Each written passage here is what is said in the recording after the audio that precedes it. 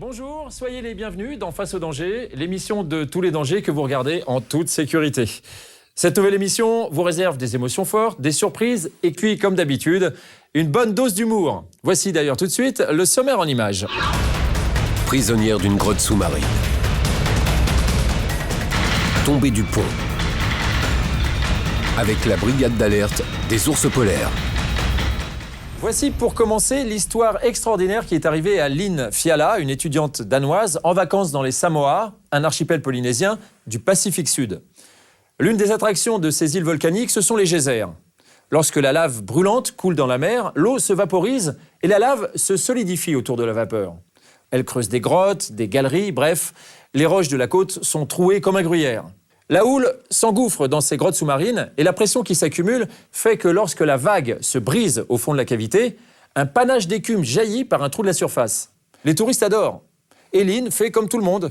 Elle se penche sur une bouche de geyser quand une vague la précipite dedans. Imaginez que vous êtes dans le tambour d'une gigantesque machine à laver et vous aurez une vague idée de ce que Lynn a éprouvé. Des vacances dans une île paradisiaque de Polynésie qui tourne au cauchemar lorsqu'une lycéenne danoise est aspirée vivante par un geyser. Je ne savais plus où était le haut et où était le bas. Prisonnière pendant 6 heures dans une grotte sous-marine et laissée pour morte. Je me disais, oh mon Dieu, c'est pas possible, c'est pas en train d'arriver, pas maintenant, pas comme ça. Mais aussi incroyable que cela paraisse, elle a survécu. Lynn, une collégienne danoise, passe ses vacances dans le paradis des îles Samoa, en Polynésie.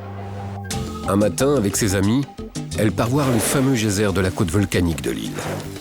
Mais la visite touristique tourne au cauchemar. Ces photos prises quelques secondes avant le drame montrent l'insouciance de Lynn. Nous ne savons rien des geysers ni de leur mode de fonctionnement. Nous n'avons pas vu d'avertissement du danger. Dos à l'océan, Lynn ne voit pas arriver une énorme vague. La vague devait mesurer 6 à 8 mètres de haut. Elle est arrivée de nulle part pour s'abattre sur la côte. Son ami a juste le temps de reculer de quelques pas. Mais la vague entraîne Lynn dans le gouffre. Dans son malheur, elle a tout de même de la chance. Tout d'abord, elle est tombée au milieu du trou en évitant les parois rocheuses et sans se casser quelque chose. Ensuite, elle ne s'est pas évanouie, ce qui lui a évité de se noyer. Lynn évite la noyade, mais se trouve emportée rapidement par le courant sous la roche. J'ai finalement réussi à reprendre ma respiration. C'est alors que j'ai réalisé que j'avais été aspirée au fond d'une grande grotte. Dans une totale obscurité, elle parvient à peine à se tenir la tête hors de l'eau et elle se blesse sur la roche volcanique aiguisée comme un rasoir. J'ai vraiment pensé que j'allais mourir. Probablement pas de noyade, mais d'épuisement, car je ne parviendrais plus à m'accrocher et je mourrais entraînée dans l'eau et noyée. Ses amis paniqués appellent à l'aide, mais ils ne peuvent eux-mêmes porter secours à Lynn. 3 heures plus tard, elle est laissée pour morte. Pendant ce temps-là, la jeune fille se bat pour survivre. Lorsque les grosses vagues arrivaient et remplissaient la grotte, je devais m'accrocher et attendre qu'elle se retire. Pour comprendre ce que Lynn a traversé, il faut savoir comment fonctionne un geyser. Lorsque la lave volcanique coule jusqu'à l'océan, elle se solidifie et crée de longs couloirs sous-marins avec des trous à la surface, d'où jaillit l'eau des geysers. Ces violentes giclées d'eau arrivent quand les vagues de l'océan s'engouffrent par ces couloirs sous-marins, puis jaillissent avec une énorme pression. Ce qui sauve Lynn, c'est qu'elle atterrit dans un couloir avec une poche d'air. J'ai essayé un peu de nager, mais c'était difficile. Je ne pouvais rien faire. Puis je me suis souvenu que 2 jours plus tôt, une de mes amies m'avait appris à flotter. C'est ce que j'ai fait pour économiser mes forces. C'est donc en flottant que Lynn se laisse porter vers le fond de la grotte sous-marine. J'ai découvert une sorte de petite plateforme et j'ai nagé jusque là où je pouvais me hisser. Je suis restée là je ne sais pas combien de temps, sur la plateforme, appuyée sur mes coudes pour soulager mes jambes. Mais les vagues continuent à déferler. Et Lynn comprend que les sauveteurs ne pourront l'atteindre. J'avais vraiment peur qu'ils me laissent tomber. J'avais peur qu'ils pensent que j'étais morte et qu'ils ne pouvaient rien faire pour moi. On a parlé après entre nous de cette impression d'être enterrée vivante. C'est exactement ce que j'ai ressenti parce que j'étais piégée, vivante, sans pouvoir sortir de là.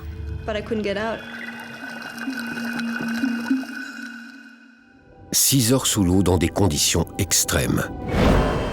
Comment le corps de Lynn a pu démontrer une telle endurance? Des scientifiques ont fait faire des tests à une nageuse professionnelle. Prenez une respiration profonde et soufflez aussi fort, longtemps et rapidement que possible.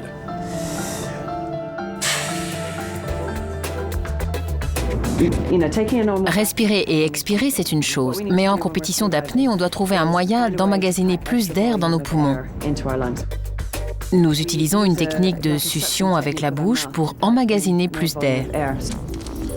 Ok, essayons cette technique d'emmagasinage d'air.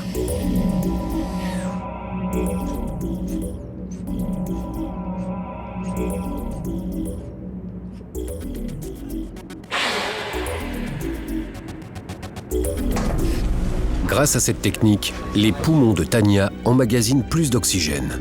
Une technique qui lui a permis de battre le record d'apnée en descendant à 150 mètres sous l'eau en une seule respiration.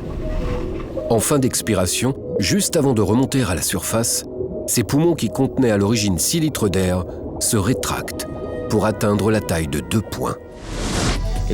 C'est une chose d'avoir une bonne condition physique cardiovasculaire et respiratoire, mais c'est autre chose que d'être capable de supporter une immense pression à plusieurs centaines de mètres en profondeur. C'est tout simplement remarquable qu'un corps humain puisse endurer cela. Mais Lynn n'est pas une athlète de haut niveau surentraînée. Dans l'eau pendant 6 heures, elle n'a pu compter que sur sa ténacité. En général, j'ai peur dans l'eau. Ma plus grande angoisse, c'est sans doute de mourir noyée. Pour bien comprendre ce à quoi cette jeune Danoise a survécu, les scientifiques ont simulé avec un canon à eau la force des vagues sur un mannequin de la même corpulence que Lynn.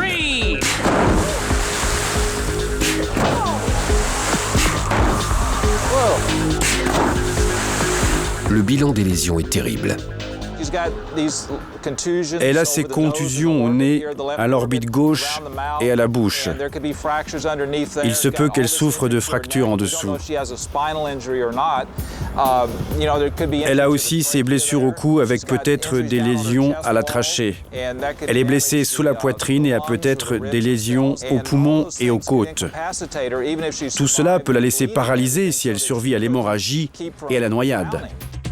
Et pour compléter l'expérience, un vrai cascadeur professionnel a été exposé aux mêmes conditions. Il n'a tenu que 5 minutes.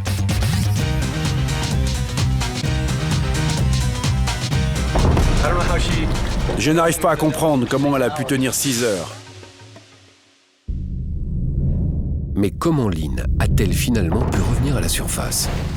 C'est à la marée montante que Lynn doit sa survie. Lorsque le niveau de l'eau s'est élevé, le ressac s'est calmé. Je me suis dit, c'est ma dernière chance. L'eau est calme, je dois y aller. Lynn se met à nager vers la lumière, en espérant qu'il s'agisse bien de la sortie du gouffre. Soudain, ma main est retombée et j'ai su où était le haut de la grotte. Je me suis mise à nager vers le haut et j'ai retrouvé la sortie. Lynn est une véritable rescapée. Après avoir lutté contre le courant, elle finit par remonter à la surface. Une aventure qui lui a appris à se connaître. Je pense que j'ai été calme la plupart du temps et rationnelle. J'ai découvert que j'avais beaucoup plus en moi que je ne pensais. Beaucoup plus de force. On peut faire beaucoup plus qu'on ne le pense.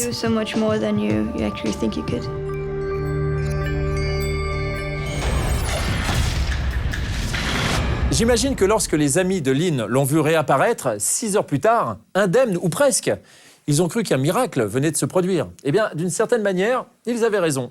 Voici maintenant notre rubrique « Qu'est-ce qui leur a pris ?» Rubrique qui va nous permettre de faire connaissance avec de sympathiques fêlés. Sauter à l'élastique ne suffit pas à Steve Trotter. Son truc, à lui, c'est de sauter du haut d'un pont qui enjambe la mer. Et en plus, Steve persuade 5 de ses amis de sauter avec lui. Observez bien ce qui va leur arriver. À un moment donné, on voit très clairement à l'image quelque chose qui s'envole au cours du saut. Saurez-vous deviner ce que c'est? Regardez. Sauter d'un pont, ça c'est mon truc. Steve Trotter aime les défis. Le dernier en date sautait du haut d'un pont attaché à 4 autres personnes, des têtes brûlées, comme lui.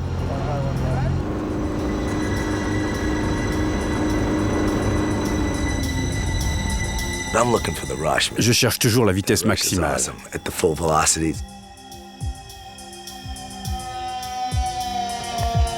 Pendant des semaines, il a préparé ce qu'il appelle un saut pendulaire. 5 personnes, dont une femme, tous attachées les unes aux autres et reliées au pont par un élastique.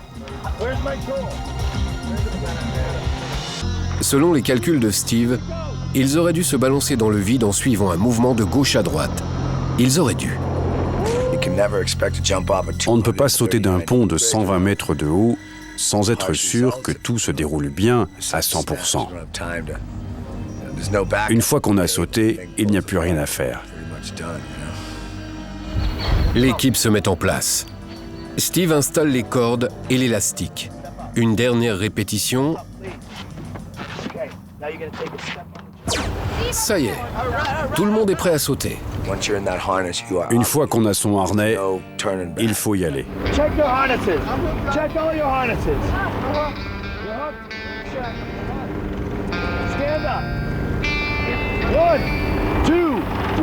Au début, tout se passe comme prévu. Mais avant d'entamer le retour, l'élastique qui relie les 5 sauteurs se rompt. Quelques secondes plus tard, ils s'écrasent tous dans l'eau.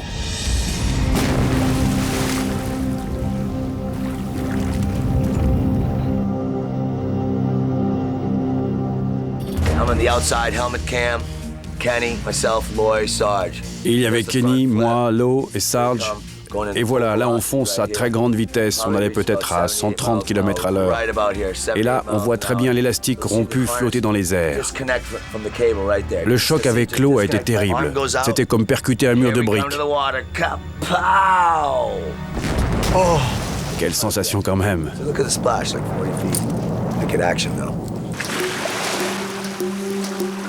Les 5 sauteurs sont sérieusement blessés.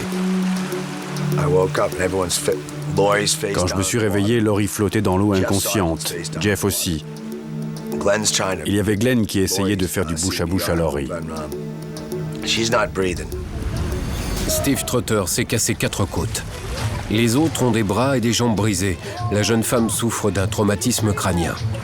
Sur les 5, un seul s'en tire sans aucune blessure.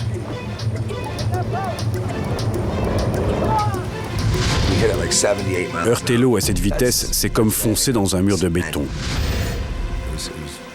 Personne n'avait pensé que quelque chose comme cela arriverait. Et pourtant, c'est arrivé. Des plaisanciers ont récupéré les blessés qui ont été transportés d'urgence à l'hôpital. Plus tard, pour décourager ce genre d'initiative, la police les a condamnés à de lourdes amendes.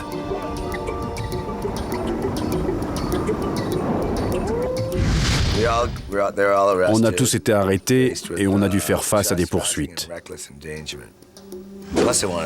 Et en plus, ils voulaient qu'on paye 40 000 $ pour les secours. Je leur ai dit, vous êtes sérieux? Ah, le crime ne paye pas. Après cet accident, Steve Trotter a promis qu'il ne recommencerait jamais ce genre d'expérience. Il le faut bien. Vous n'avez pas envie que la presse pense que vous allez recommencer la semaine prochaine, sinon ils vous prennent pour un fou. 6 mois, c'est cool, et on passe à autre chose. Alors, vous avez trouvé? Eh bien oui, bravo. C'est bien sa moustache que Steve a perdue. Vous avez gagné le droit de regarder la suite de l'émission. Si vous voulez exercer le métier que nous allons vous présenter maintenant, eh bien, il va falloir vous équiper très sérieusement contre le froid. La petite ville de Churchill, au bord de la baie d'Hudson, dans l'Arctique canadien, est sur le trajet des ours polaires qui montent vers le nord à l'arrivée de l'hiver. L'ours polaire est le plus puissant des carnivores terrestres.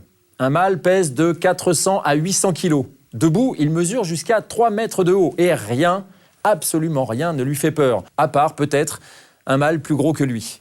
Affamé, il attaque tout ce qui bouge et considère les humains comme des proies potentielles.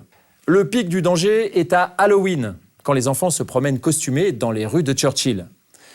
Nous allons suivre Sid McGregor, patrouilleur de la brigade d'alerte aux ours polaires, la seule force spéciale de ce genre qui existe au monde. Au début de l'hiver arctique, lorsque la banquise commence à fondre dans la baie d'Hudson, les ours polaires entreprennent leur grande migration annuelle en quête de nourriture. Sur leur route se trouve la petite ville de Churchill, au Canada, surnommée depuis la capitale mondiale des ours polaires. La présence de ces prédateurs en quête de nourriture représente dès lors une menace pour les habitants de la ville. L'ours polaire est, avec l'ours brun, le plus grand carnivore terrestre vivant. Son terrain de chasse se situe aussi bien dans l'eau que sur terre, où il peut se déplacer à près de 40 km/h. Ce redoutable carnassier, sans cesse en quête de nourriture pour assurer sa survie, n'hésite pas à entrer dans la ville, attiré par l'odeur des ordures domestiques. L'agent Sid McGregor est patrouilleur au sein de la brigade d'alerte aux ours polaires, une force spéciale protégeant les habitants des risques de confrontation directe avec les ours. Les ours polaires sont des chasseurs redoutables. Leur odorat est extrêmement développé. Il leur permet de déceler une source de nourriture à plusieurs kilomètres à la ronde. L'odeur des ordures les attire donc en ville et si quelqu'un se trouve sur leur passage, cela peut lui être fatal. Pour chasser les ours blancs, c'est le quotidien du sergent McGregor, qui patrouille chaque jour les environs de la ville pour éloigner tous les ours égarés qui tentent de s'en approcher.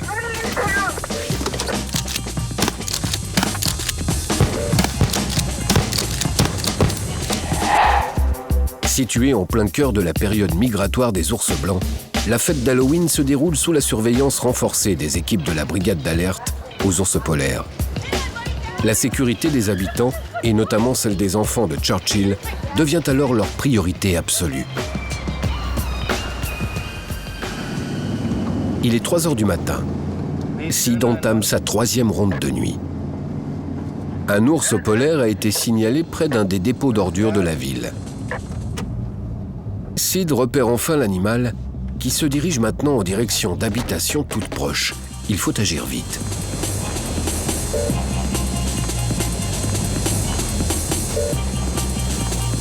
Pour effrayer l'ours sans le blesser, Sid utilise un fusil chargé de balles explosives.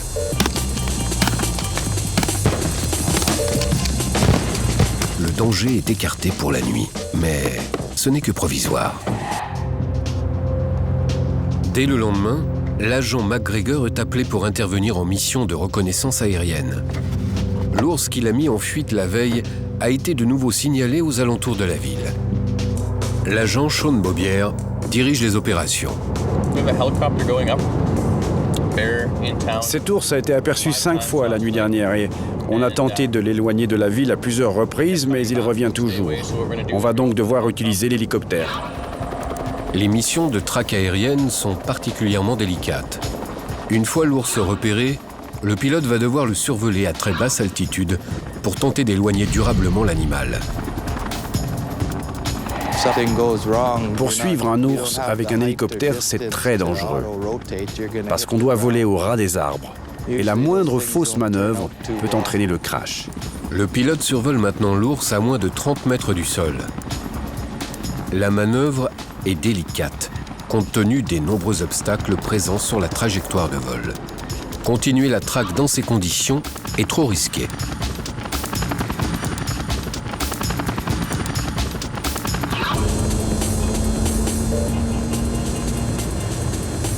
Quelques jours plus tard, nouvelle alerte. L'ours récalcitrant a de nouveau été localisé dans l'enceinte de la ville. Cette fois, la procédure impose une méthode plus radicale. Les patrouilleurs ont reçu l'ordre d'anesthésier l'animal. Sid est le premier arrivé sur les lieux. Il se trouve maintenant à portée de l'animal et doit loger la seringue anesthésiante à la base de son cou. C'est l'un des rares endroits où la couche de graisse de l'animal est plus fine. Le produit sera alors injecté directement dans les tissus musculaires et pourra faire effet plus rapidement.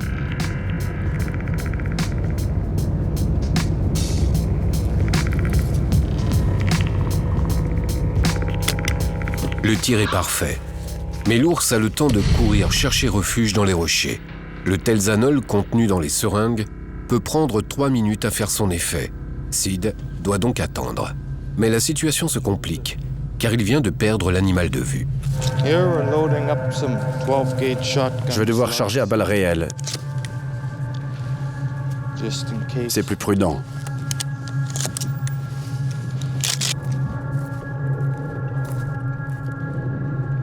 Dans ces conditions, l'approche est extrêmement dangereuse. Si l'anesthésiant n'a pas encore fait effet, l'ours l'attaquera sans hésiter et il n'aura que quelques secondes pour réagir. Bear! Bear! Bear!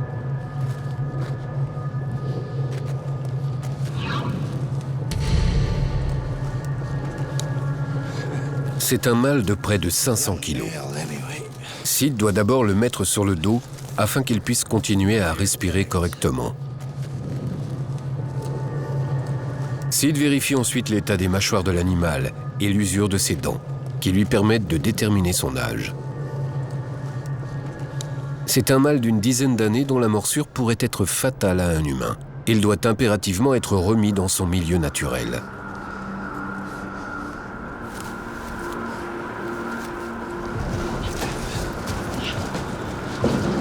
Le transport d'un ours de cette taille est une opération délicate qui nécessite l'intervention de plusieurs hommes. L'effet du produit anesthésiant ne dure pas plus d'1 heure. Un temps pendant lequel l'équipe devra réaliser l'ensemble des opérations préalables au transport. La phase la plus spectaculaire de l'opération commence.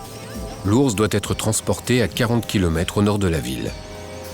L'opération se déroule sous haute surveillance, car l'ours peut à tout moment récupérer ses forces. Dès que le pilote est paré pour le décollage, il en informe l'équipe au sol qui peut dès lors lancer l'opération d'élitroyage. Ces missions destinées à éloigner les ours qui menacent la petite ville de Churchill concourent également à la protection de l'espèce. Relâcher un ours dans son milieu naturel, c'est aussi le remettre à portée de ses véritables proies, les phoques annelés qui peuplent la région subarctique.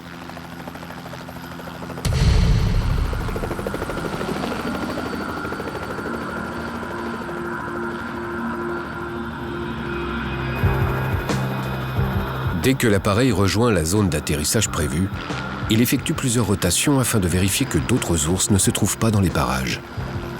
Les ours polaires sont réputés pour chasser en embuscade et quelques secondes suffiraient pour qu'un ours attaque l'équipage une fois au sol. C'est là que se déroule la phase la plus critique de la mission. Libérer un ours de ses filets est une opération extrêmement dangereuse, car l'ours a déjà considérablement récupéré. Lorsque l'effet de l'anesthésiant s'estompe, l'ours va d'abord bouger la tête, puis le haut du corps et enfin les pattes arrière. La partie la plus gratifiante de mon travail, c'est de pouvoir relâcher ces ours dans la nature sauvage. C'est bien de savoir qu'ils retournent ainsi à leur environnement naturel et qu'ils vont reprendre leur vie normale.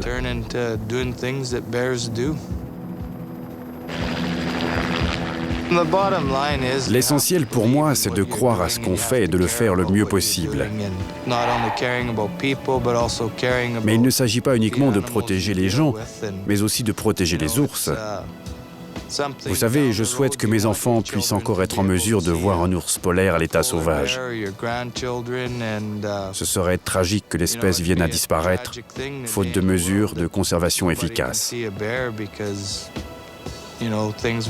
En fait, je fais ce travail parce que je pense qu'il est vraiment utile. Grâce à l'engagement quotidien de l'agent McGregor et de la brigade d'alerte aux ours blancs, les habitants de Churchill peuvent aujourd'hui continuer à vivre en harmonie avec le grand ours blanc de l'Arctique.